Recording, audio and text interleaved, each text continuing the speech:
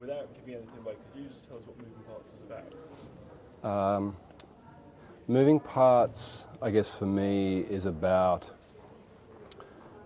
relationships and the sort of shifting dynamic of relationships that alters when looked at from various points of view. It's what happens in a relationship, with the lack of love, the lack of care, with how life can really strain relationships of people. I suppose really it's essentially it's about the idea of communication to me. Moving Parts is a play that is emblematic, I think, of males and their incapacity to talk to each other and communicate with each other. It's about the way that if you view a relationship from different perspectives, it can be very intimate or very distant, and the same two people can actually have different chemistry with each other. It's the idea of males going into a situation where they should be actually speaking from the heart, and they actually talk to each other like it's a transaction.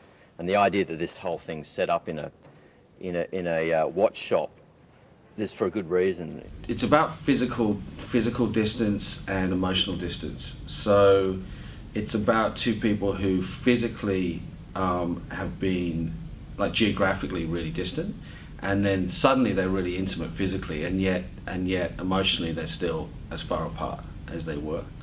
A lot of things that were never resolved come to the fore. It sounds cliched, but it's not, because it's in a very specific setting.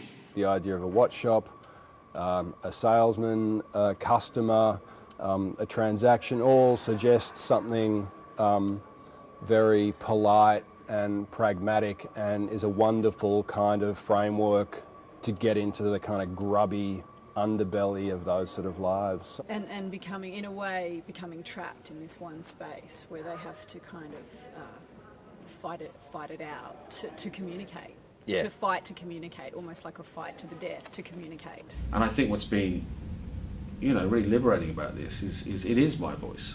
No one's paying me to say this, and no one's telling me I can't say this. And although I'm listening to people who are really smart, at the end of the day, it's my voice there. Death of a Salesman is this massive epic, This is a much more concise play, but equally complicated, yeah. And hopefully if we get it the way we want to get it, then the lights will come up and you go, Christ, oh my God, is that it? Which would be great. I want them to feel that it's true and interesting, and I want them to be as enthusiastic about it as we are. Yeah.